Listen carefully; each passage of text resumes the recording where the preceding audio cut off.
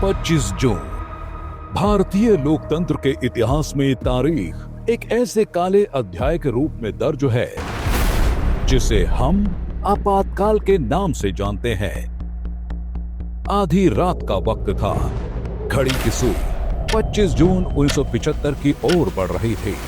अचानक दिल्ली की गलियों में सन्नाटा पसरा था। रेडियो पर एक आवाज गूंजी। भाइयों और बहनों, राष्ट्रपति जी ने आपातकाल की घोषणा की है। ये घोषणा मात्र कुछ शब्दों की नहीं थी, बल्कि ये भारतीय लोकतंत्र के लिए एक सदमे का ऐलान था।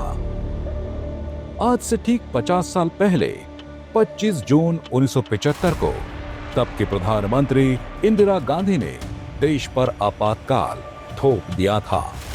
ये वो दौर था जब भारत के संविधान को ताक पर रखकर नागरिकों के मौलिक अधिकारों का हनन किया गया और लोकतंत्र को बंधक बना लिया गया। इलाहाबाद हाईकोर्ट द्वारा इंदिरा गांधी के चुनाव को रद्द किए जाने और जेपी आंदोलन के बढ़ते प्रभाव के बीच सरकार ने आंतरिक अशांति का हवाला देते हुए आपातकाल लगा दिया। आपातकाल के दौरान सबसे पहला और सबसे गहरा प्रहार हुआ अभिव्यक्ति की आजादी पर। प्रेस की स्वतंत्रता पूरी तरह से छीन ली गई।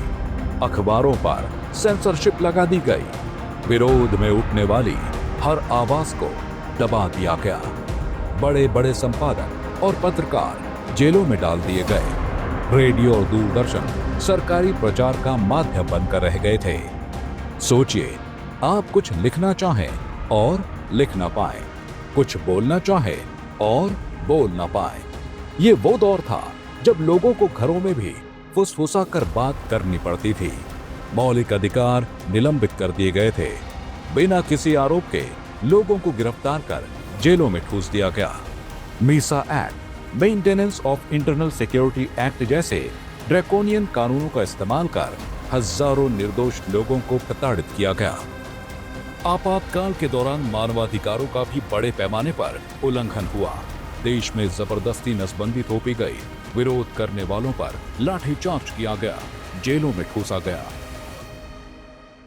यह सिर्फ राजनीतिक विरोधियों को कुचलने का नहीं, बल्कि आम आदमी के जीवन पर सीधा हमला था।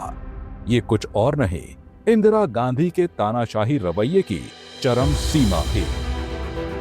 निर्णय लेने की प्रक्रिया में पारदर्शिता का अभाव था और पूरी शक्ति एक व्यक्ति के हाथों में केंद्रित हो गई थी। उन्होंने विपक्ष को पूरी तरह से नकार दिया और अपनी सत्ता को चुनौती देने वाली हर आवाज को दबाने का प्रयास किया।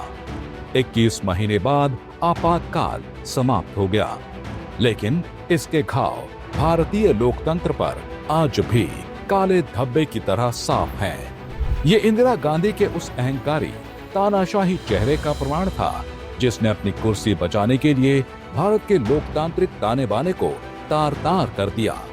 उन्होंने न सिर्फ संविधान को रौंदा, बल्कि हर उस आवाज को कुचलने की कोशिश की जो उनके सामने सिर उठाने की हिम्मत करती थी। आज 25 जून 1975 को याद करते हुए हमें यह नहीं भूलना चाहिए कि कैसे एक व्यक्ति की सत्ता लोलुपता ने इस देश को अंधेरे में धकेल दिया था। ये दिन हमेशा याद दिलाएगा इंदिरा गांधी के उस तानाशाही निर्णय को जिसने भारत को शर्मसार किया था।